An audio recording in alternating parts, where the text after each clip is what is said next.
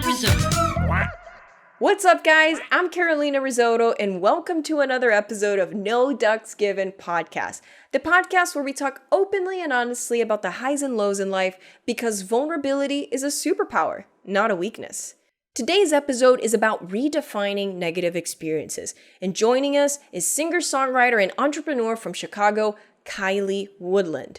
Back in 2019, she was thriving in her musical career. She was performing all over the US and even opening for the hit band Kiss. However, a pain in the stomach took her to the ER, and they prescribed her a really common antibiotic, but that's being discovered to cause really severe side effects, and it's called cipro, also known as fluoroquinolone.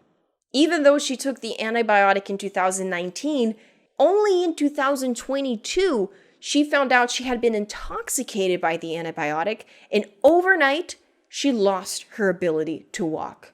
Today, Kiley's going to be sharing her story to help bring awareness to this topic, and also showing us how you can take a negative experience and turn it into something positive. As Kiley is rebuilding her life and even learning to walk again, she continues to make music to uplift people through their darkest times, and let me tell you, this girl never stops dreaming. Kiley, thank you so much for joining us. Thanks, Carolina. I'm so excited to be here with you. Yeah, I'm really excited to have you. Thank you so much for reaching out and for wanting to share your story. I'm really excited to dig deep and to kind of learn about this whole thing. I mean, it sounds crazy how your life just changed overnight. But first, I wanted to know, why did you want to join the podcast today? I love the things that you talk about. And after hearing some of your episodes, I was like, okay, if this girl and I met in real life, we would be like chilling, having truffles or something together. Like, it would just be a good time. The feeling is mutual. I saw your really positive energy on your videos on Instagram, and I think it's like amazing to see someone go through so many hard things at such a young age and still like find a positive outlook on life. And I always say to people, like, you choose the narrative that you want to live, and I think you're choosing it beautifully. And to choose it well doesn't mean to not accept that it's painful, right? Because it can still be painful, and there's some days it might be easier than others, but you're showing up for yourself and you're showing up for your audience. And I can see like people are commenting on your videos where you're bringing awareness to what happened to you. And so I really wanted us to just take a step back and start by talking a little bit about your life before the accident happened. I am a singer-songwriter and recording artist. The band that I was in at the time, we were just hitting commercial success, and we were playing South by Southwest and doing all the things. We got this gig opening up for Kiss, and it was just a lot going on. Here I was in my early 20s, touring around and playing gigs, and it was in many ways something that I always dreamed of doing and having. But somewhere along the way, I started to allow people into my circle who I think in ways ultimately just wanted to kind of ride the coattails of success. I got to this point where I felt really unhappy in it, and I didn't know how to speak up about it. I didn't know how to change it. This started eating me up inside, and I harbored this feeling like in my gut to where I think ultimately manifested this pain in my side all the time because it just wasn't right. And it was month after month. And I was just, at the same time, I think just hoping, because I was so young, like maybe this will just go away. One day, after pretty much being in bed for like a couple weeks, I was just like, okay, I just can't do this anymore. So I go to the hospital. They didn't know like what it was from. I had severe anemia as well. So they were like, cool, yeah, you're not going to be leaving the hospital until we give you like multiple blood transfusions. And I was just shocked at all this. Like, I had no idea that I was as wrecked as I was. Simultaneously, I'm getting an IV drip of this commonly prescribed antibiotic called cipro. It comes from a class of antibiotics known as fluoroquinolones. And there's multiple names. There's like Cipro, Avalox, Levaquin, a couple other ones. It was maybe the second or third time in my entire life that I ever took antibiotics. So from like 2017 through 2019, your career was kind of taking off. You were performing a lot. By the time that you left the doctor's office that time, which I'm guessing was late 2019, right? Did anybody ever tell you what you had? No. No, and oftentimes these antibiotics are given without diagnosis. They're used for like bacterial infections, these kinds of things, right? It's just like regular infections. I think even UTIs they treat with these antibiotics sometimes. It's very commonly prescribed for UTIs, GI issues, ear infections. But the thing about these is the FDA has issued multiple black box warnings on these antibiotics, the fluoroquinolones. They have come out to say that fluoroquinolones should be used as a last line drug.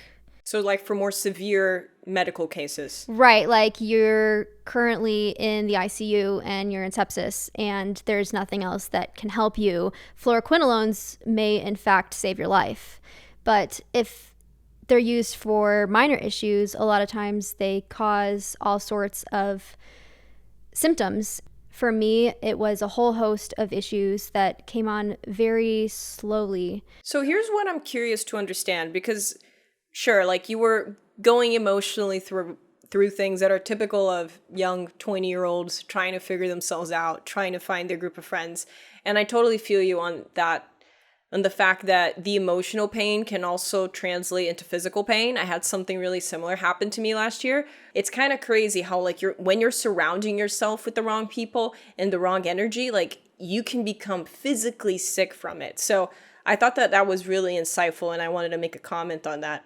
But it seemed like you were going through all these things emotionally and then you were also having physical pain, which seems like till this day you still don't really know what you had, even though they medicated you for it. But then what happened like from that doctor visit at the end of 2019, kind of like 3 years into a successful career as a musician, when did suddenly you end up on a wheelchair and not being able to walk? Like, because it seems like you left the doctor's office and you started making changes in your life, in your social circle, in your diet, trying to, rebuild your life for the better and make changes, which is really important. So what happened? When was that switch? So I received the antibiotics in 2019 and I started to experience smaller symptoms like fatigue, kind of feeling like depressive moments, just like this real down feeling of like, I have no idea why I am just crying right now. It affected my sleep. My sleep started to decline. I started feeling like muscle fatigue, but it was minor because I was still able to start like exercising again the way that I was before. I was very much so into yoga and hiking and climbing, and I liked being active. I would go for walks all the time. But I started noticing this muscle fatigue or just be like this, like tightness. So I had symptoms like that. That happened from 2019 until the summer of 2022. What's crazy about the symptoms you were telling me is that they're actually like, they can feel like pretty normal day-to-day human things. So you almost feel like, oh, this is the normal. Like it's normal for me to feel fatigued. It's normal for me to feel depressed. So I can see why you would have overlooked that. Like anybody would. Yeah. I definitely was in that space of just being like, oh, it's this. And I would rationalize that it was because I was doing this too much or whatever. Like it didn't feel like it should be this major aha, trace it back to the antibiotic that you received years prior. Last summer when I was working on my feet, I get home and I took an Aleve, which is very common. People take Tylenol, Aleve, painkillers or whatever, like NSAIDs. It's very common in our society to do that if you have pain. Yeah, anybody can buy one at the pharmacy without a prescription. Right, exactly. You can also get something called Voltaren gel, which is an NSAID pain gel. And I had some in my cupboard And do people say cupboard anymore? I don't know. English is not my first language. I've never heard that word before. So I opened that and I put some of it on my hip where it was like I was having some of the pain. And I'd taken a leave, and I think the next day I took another Aleve because the pain wasn't going away. And like a day or two after that, I couldn't walk. The pain was so bad in my hip and radiating down my leg that I couldn't barely put any pressure on it. I was sleeping on the couch, couldn't walk up the stairs anymore. They call it fluoroquinolone toxicity. You might have heard the term floxed. I know I didn't before this entire experience, but at this point I had no idea what that even was. I didn't know that it existed, and I was on the search for trying to figure out what was going on. I saw chiropractors, a neuroscientist, and they all concluded that this must be a pinched nerve or an impingement in my spine. So then I would get an x-ray of my spine, to which that showed that there was really nothing wrong. I would have these weeks where everything was totally okay, and then I would be debilitated again, and I would, I had no idea what was, so to speak, like activating it or like turning it on. You weren't taking painkillers anymore? Like it was just your body was doing it by itself? No, on and off I was still taking Aleve because I had no idea that this was connected in any way. Again, like who does? you know? And this is still summer 2022. All summer until late September, I would have these weeks where I would be okay, and then I was back on my feet working again, and then I would be having this like severe tendon pain in one part of my body. And we knew something was different, and it didn't have anything to do with my back or spine. Once the pain started going into my upper body and my arms, my shoulders, my wrists, my fingers, and the pain felt like someone was searing off my limbs like 24 hours a day with a steak knife. It was the scariest thing that I've ever experienced and the most painful thing. So it's almost like a full body paralysis progressing. Yeah, it was brutal. It got to the point where, I would then have no choice except to rest on the couch. And then the longer I rest, and then it would kind of dissipate a little bit. But it just progressively got worse and worse and scarier and scarier. And no doctors could figure out what was happening to you? No, at that point, I was still trying to see. I was, getting different doctors' opinions and seeing different chiropractors and stuff. I got to the point where I was basically asking my spirit guides and guardian angels and everything else that's up there for guidance, for solutions to understand what was happening and to basically provide me what I needed to start healing. I didn't have the ability to take care of myself. I needed someone to basically pour water into my mouth because I couldn't pick up a glass to drink out of. And I could barely make it 3 feet to the bathroom. At that point, I was using a wheelchair, and getting up and sitting in the wheelchair was just mortifying and excruciating pain. So anyway, one day I'm just kind of zoning in and out. I pick up my phone and I think I clicked on Instagram, and the very first thing that I saw was I was floxed, and it was an article. So anyway, I click it and I start reading, and this girl's experiences. I took Cipro.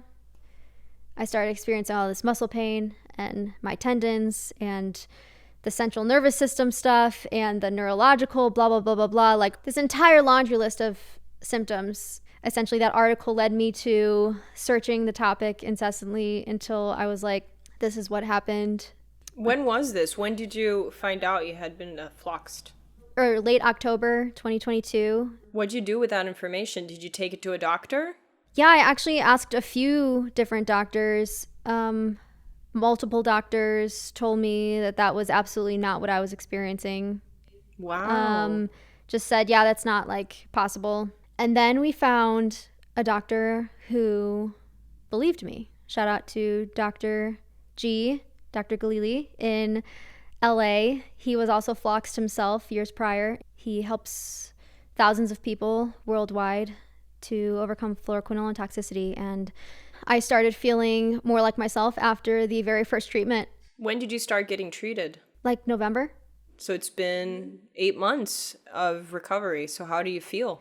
Now, I mean, compared to where I was, I feel incredible. I feel honestly better in so many ways than I have felt in years. You know, sometimes things happen in your life that are not your fault, but what you do with it is the accountability part, and the story and the narrative that you continue on with from there is what you are responsible for.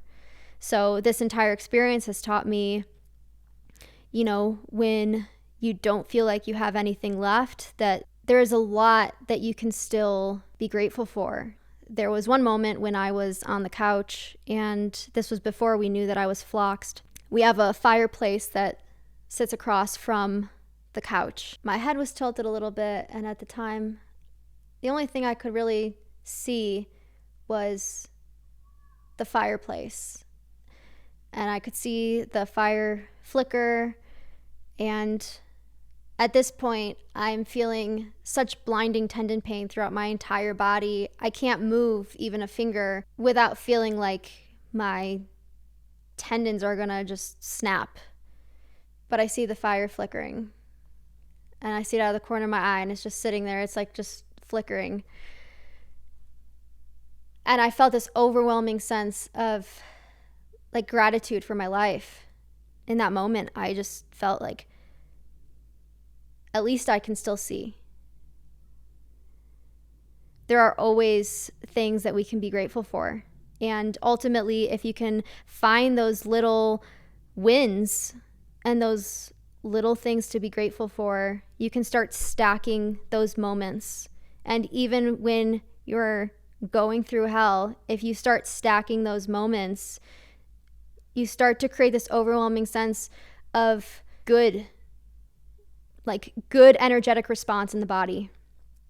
I mean, that's amazing. It's a crazy story. I'm sorry that you had to go through that. But I'm happy that you're here to tell it to us. If anything, that's the win that I see from what happened to you, is that you went through it and now you're sharing it and you're going to make an impact. Even if it's with only 5 people, that becomes a ripple effect.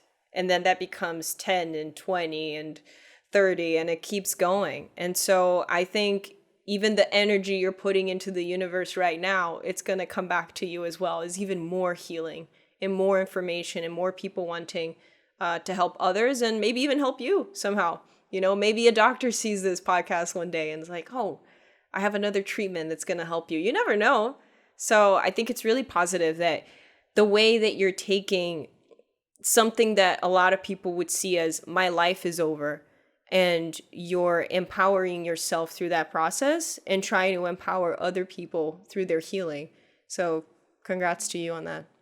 Thank you. I reached a point where it's just like, okay, I have to share this, even though it's the hardest thing I've ever had to share. And as a performer and a recording artist, you know, the last thing I ever wanted anyone to see me as is, you know, learning to walk again or being in a wheelchair. But yeah, since sharing my story, I've connected with thousands of people all over the world who are also struggling with this and who have also struggled with it in the past and overcome it. And it's been a really cool experience being able to build community with that. Ultimately, I think I'm very fortunate, even though I've experienced some very severe symptoms. There are a certain number of people that don't essentially live through it. I'm curious to hear from you. What do you think, based on your experience, are the things that people take the most for granted in life? Being able to pick up a fork and eat a meal with it, or a cup and drink some water out of it, like being able to go like that. Being able to hold your phone and not have severe pain in your body. Going for a walk just because you can. Sitting in a car like not even driving, but just sitting in the seat. It was too painful to sit for more than like 5 minutes at a time because the tendons in my hips and legs were not strong enough. So I didn't leave the house for like over a month just because I couldn't go and sit in the car or go for a walk.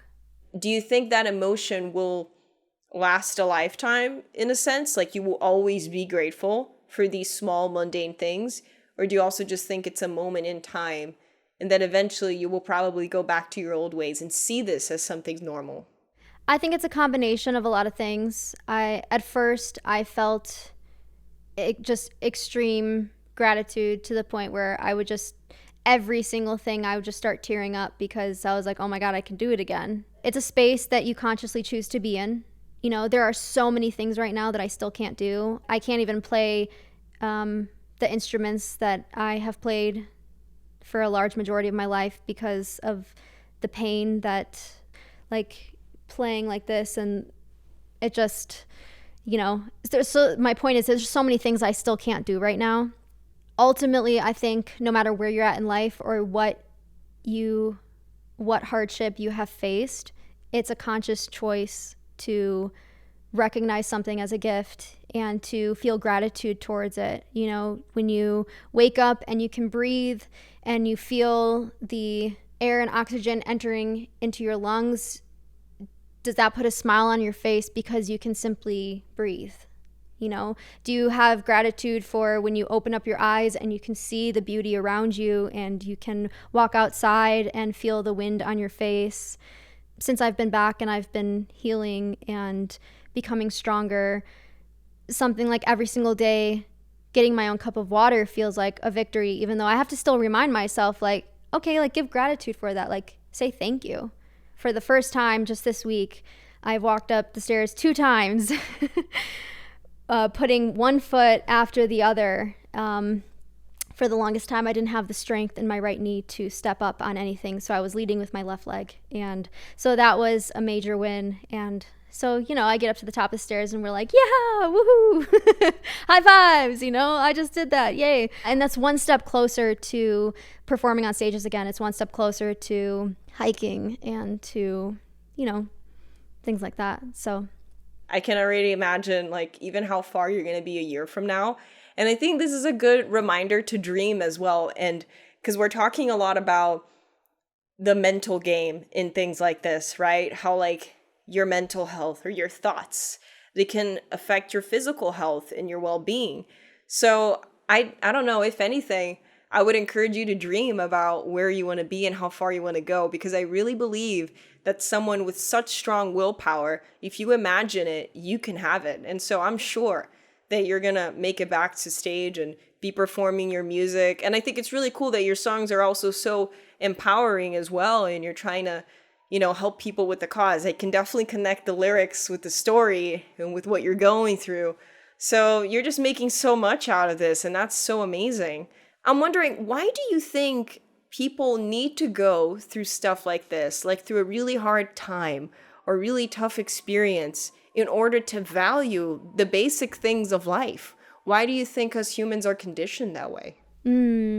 That's a great question. You have a lot of great questions. Thanks. And they're kind of on the go, and I kind of just see what comes out. I think general overarching statement, we just get comfortable. We get complacent and we get comfortable in our lives. We get used to the things that are around us.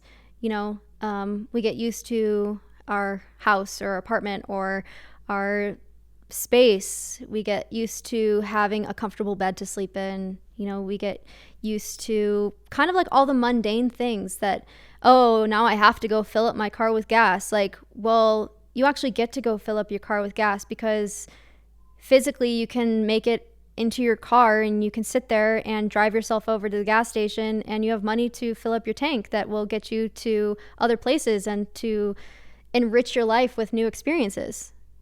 You know, so I think a lot of it is just perspective and to silence the outside noise and to eliminate the distractions. We have a lot of distractions, our phones, the news, you know, so I think if you can kind of just take a step back and to just get quiet and to pay more attention to what's going on in your heart and your mind and what's flowing through your spirit, that's when we start to feel, I think, more of what we want to feel versus looking for external validation and looking for external approval.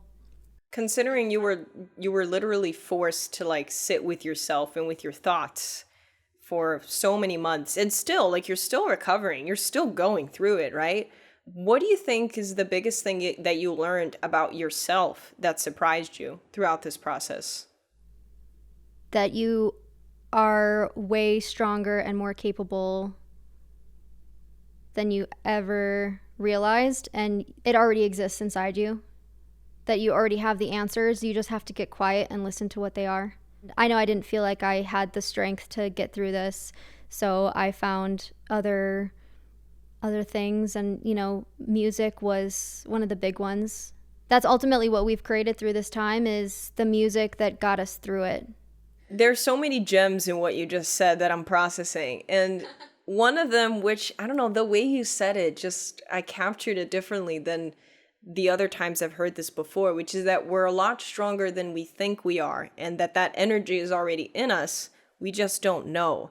And I think so many people are so scared of going after their dreams or doing something bold or moving to a new place. They're so wrapped in fear because they don't think they can handle it. But you don't need to be forced into a situation to be ready to handle it. Just decide to and go for it, because I don't think there's anything we can't do. We only can't do what we tell ourselves. And I think the fact even that you're, recovering from not being able to walk after everything that's happened to you, you realized, I'm so much stronger than what I thought. But I think it's the power of the mindset. You decide if you're strong enough, you decide if you can do it, and you also decide how far you let yourself dream. Yeah, no, that was beautifully said. I don't think that you need to go through tragedy or a terrible situation to understand that, or to really resonate and know that you have this internally.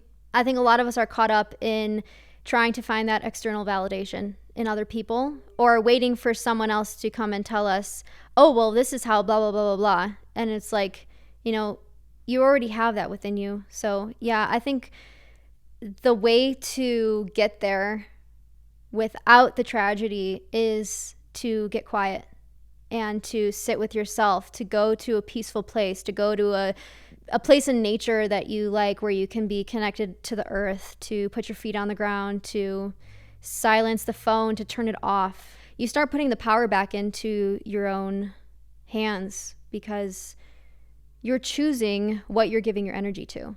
So how can you get in touch with yourself? How can you get in touch with your spirit and the path that you are supposed to live when you're constantly responding to things? People are so scared of silence. Yeah. They're just terrified because they're like, who am I? What am I going to find in there? Kind of thing. That's where the magic is.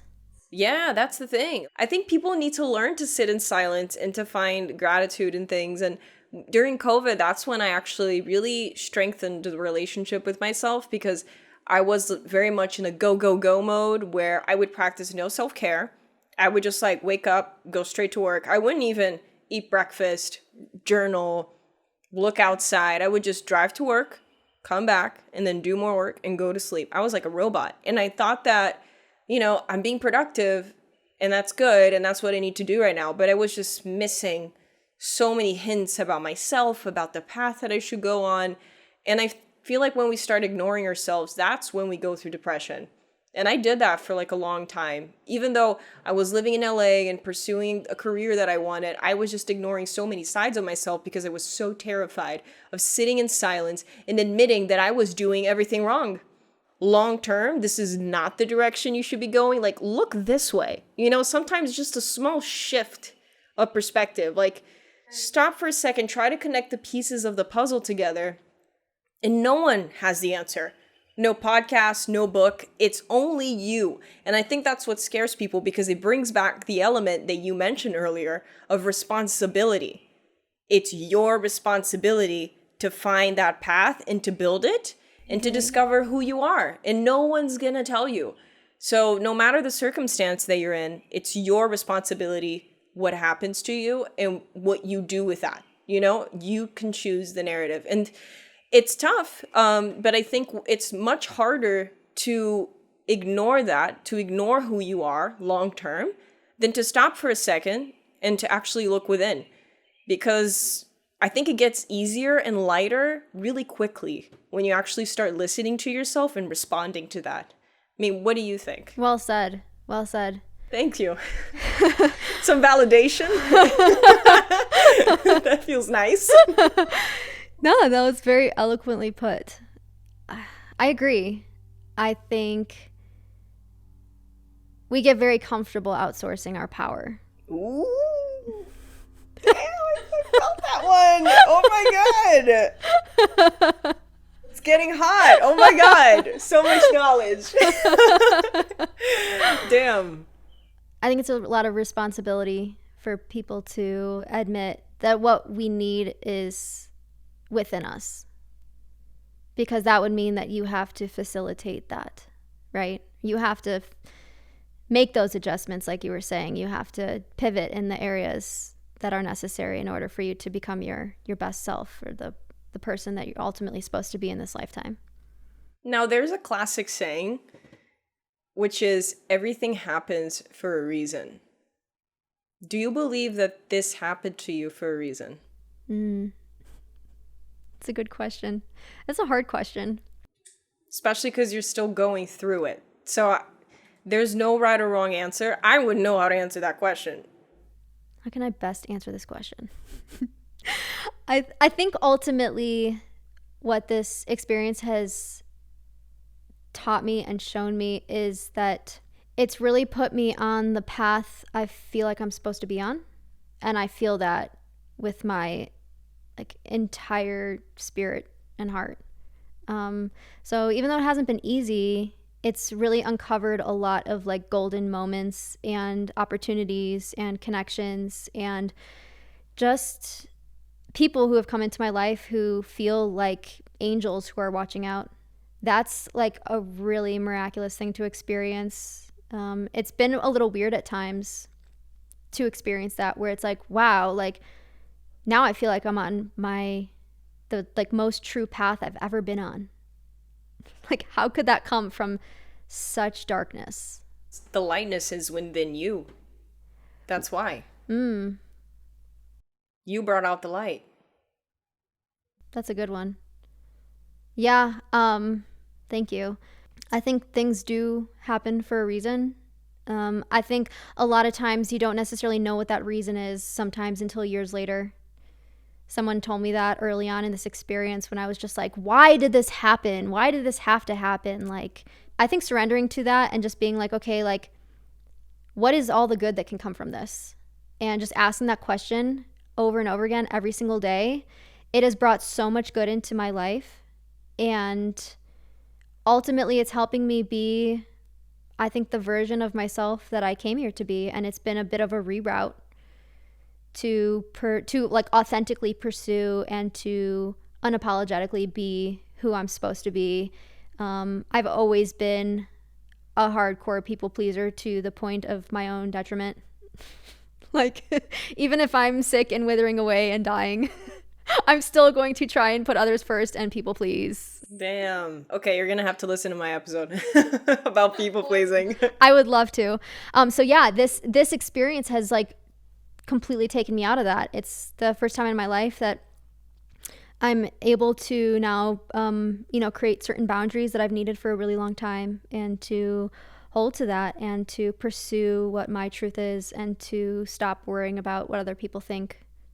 So it's been very expansive in every way. And from 2017 through 2019, it felt like you were doing the right things, but it still felt very toxic, negative. Now it seems like you're more connected with who you are than ever, and that you're on the path of recovery, but also mentally, and correct me if I'm wrong, but it seems like you're more yourself and more sure of what you want and what you need than ever. So compared to then and to now, how does it feel to be on the quote unquote right path? It feels great. I mean, my body is healing at a rapid pace. My spiritual health and mental health has never felt stronger. Do you feel like very calm? Like, I do, yeah. I feel like at peace with it. I know that this is not going to be my reality forever, but right now, as my body heals, there are certain things that I can do. I can work on my computer again, and I can talk to awesome people like you. You know, there's things I can do. So recognizing what those are and recognizing that this period of my life is meant for, you know, very deep healing, and to honor that. And so, you know, it's really easy to distract yourself with whether it's Netflix or the phone, but choosing to take time to just sit and be, and to listen to like what's coming in, and to ask for guidance. You know, I a deep believer in like our spirit guides and guardian angels and stuff, and that we have them, but they won't necessarily like activate themselves unless you ask for their guidance. And once you start asking for their guidance, just in my experience over the last like 8 months, I have been given all of the solutions and resources that I needed.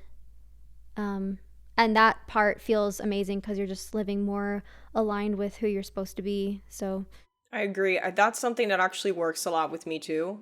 When I need some guidance, or when I'm unsure of like, what am I supposed to do? What path am I supposed to go on? Usually I have these reflections when I'm like outside going for a walk. And I just speak it out loud. I just ask the universe, what should I do? And I look like a crazy person, but I do that all the time. Just walking on the streets, talking about myself. Pretty normal in New York. For a New Yorker, that's normal compared to what we see out here. But I do that, and the universe always communicates back. But the thing is, if you're really focused just on the external or these distractions, you will not see the answer, you know, because you're too focused on something else. So you need to be like paying attention to what you're feeling and be open to seeing things from a different perspective. So it was funny because I went to Central Park a few days ago, and I was just looking at a tree, and I was trying to figure something out about myself, but I was staring at this tree, and I was like, damn, what a magnificent tree. And there are tons of trees in Central Park, right? But I was like, it's so strong and stable and thriving. And because this tree has such strong roots, it's able to rise and have these amazing leaves. And in the spring, it has flowers. I'm like, look how much this tree can like build from its roots, really strong roots. And then I started thinking about the concept about that with like self-discovery and setting roots and having your morals and really clear in your mind in order to build the right network of people. And later that day, I had to go to this art exhibit to do a video. I arrive and nobody told me that they changed the day of the exhibit, but I still get in somehow because I get into another exhibit that they had, which was something completely different. It was an augmented reality show, and which was quite fantastic, actually. It really got me out of my comfort zone. It was a musician performing on the piano, a musician who passed away. You could see a hologram of him performing his music. Really incredible. But one of the projections that they had was of the roots of a tree. And that day I had asked, is this it? I was like, am I on the right path? Is this something I should do? And then, I had taken out my journal, which is right here. No coincidence. And I was writing, because sometimes when I'm watching musical performances, I just start writing like what I'm thinking. And then I was like, are you kidding me? I was like, the tree roots. And this morning I was in the park thinking about trees. I was like, okay, that's the answer right there. oh my gosh. The universe is always talking to us. So I could have just looked at that and completely like, whatever. But I'm like, I ended up in the wrong art show, you know? in the day that nobody was leaving outside because there was the whole like a fire in Canada and all the smoke hit New York. The whole city was orange. But I was like, well, I'm going to go because I want to do a video about this art exhibit. And then turn out going to something else. I sit down, and then as I take out my notebook, and I had drawn roots, like tree roots, earlier that morning. It's like there's a projection of tree roots right in front of me. I'm like, connect the dots, So I see that as divine intervention as well in a smaller way. And like you said, those are all around us all the time, but you have to be looking for them. Yeah, and I think it's something that people who are not religious should really let go of, because this has nothing to do with religion. It's like missing a sixth sense that we have, You can smell, you can see, you can touch. That is like another level that can take you into your own divine, your own light, and find your own path. So I don't want people to miss out on that. And I think you reminded everybody of that today really well. Well, thank you. Well, and likewise, I think everything you just said, it was really beautifully put. Thank you. It was pretty crazy. I really need to look more within, though. I've been feeling a little too anxious, and when I'm too anxious, I know I need to step up my game, sit down and write. Even though I don't want to, it always feels kind of uncomfortable at first. Yeah, I think that's where a lot of the magic happens, is where it's incredibly uncomfortable. Like does everything happen for a reason? Well, it put me in the space of being uncomfortable like 24 hours a day all the time. But in that space, it's revealing itself as like what I need to write and what I need to get out, and what I want to say with my voice. And ultimately it's connecting me with the people who are like-minded.